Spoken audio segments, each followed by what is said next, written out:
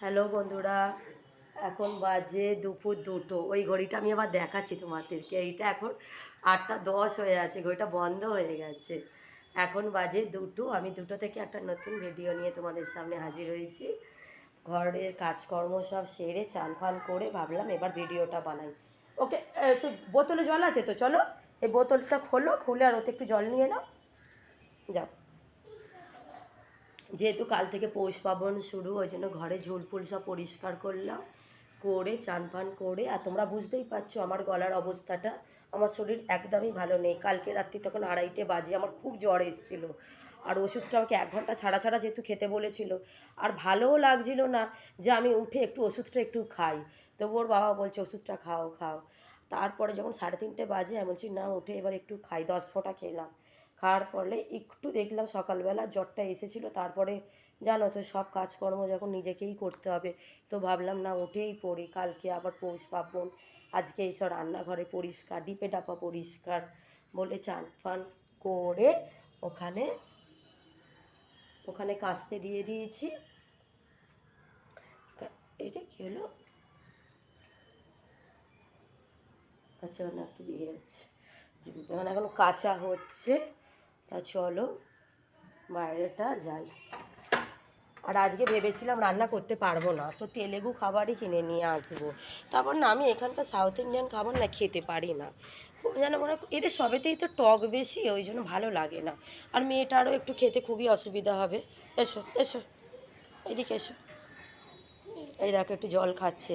আর এ তো স্কুল তো ছুটি, একটা বন্ধুর বাড়ি গিয়েছিল ও, সেখানে গিয়ে আজকে তার মাই চানটা করিয়ে দিয়েছে।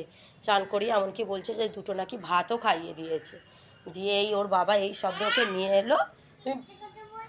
ও বাবা, ওই দেখো আমাকে আবার বলছে বলছে তুমি মিথ্যে কথা বলছো, তুমি কি দিয়ে ভাত খেয়েছো? দাঁড়া, তোমাকে তো ভাত খাইয়ে দিয়েছে।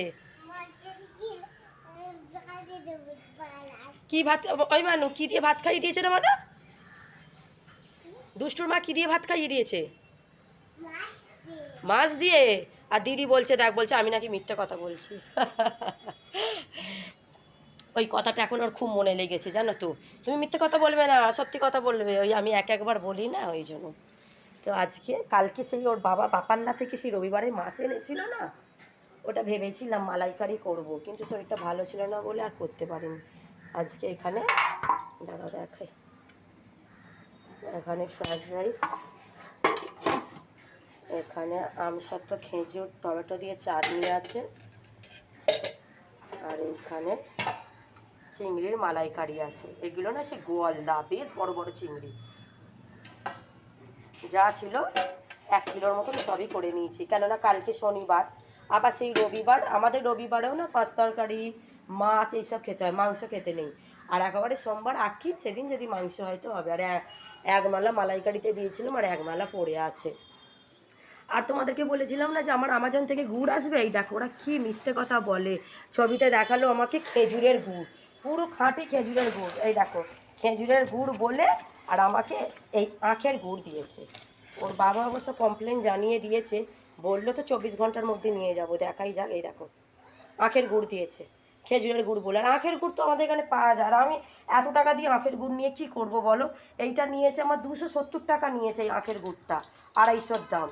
ওই জন্য ভাবলাম যে না, রিটার্ন দিয়ে দিই। আর আমার তো খেজুরের গুড় তো এনে তো দিয়েছে একজন, আর আমি দেশ থেকেও কিছু নিয়ে এসেছিলাম, আমার হয়ে যাবে। আমি তো 2 দিন করব, আর পায়েস করবো, একটু পায়েসে দেবো। গলাটা দেখো কি অবস্থা, যেন মানে গলাটা পুরো ধরে আছে, আমি নিঃশ্বাস ফেলতে পারছিলাম না, আমার এত কষ্ট হচ্ছে। তারপরে বলি না, সংসারে কাজকর্ম করতে হবে যখন, করেই ফেলি। আর এই দেখো, তোমরা বুঝতে পারছো কি না তা জানি না, তোমরা বুঝতে পারবে না এখানটা রোদে। এখানে না অনেক রঙগুলি বিক্রি হচ্ছে, সে আবির টাইপের। এই যে পৌষ মাসে কালকে এই যে আমাদের এখানে উৎসব শুরু, এরকম ঘরের পাশে এরকম রঙগুলি দিয়ে ফুল দিয়ে সাজিয়ে এরা বেশ ডিজাইন করে, আর তারা সেইখানে খেলছে, সব খেলাম বাটি সব ঢেলেছে, ঢেলে দেখবে সেখানে খেলছে। যদি তোমাদের ভিডিওটা ভালো লাগে তাই তোমরা প্লিজ তোমরা লাইক শেয়ার সাবস্ক্রাইব করো। টাটা।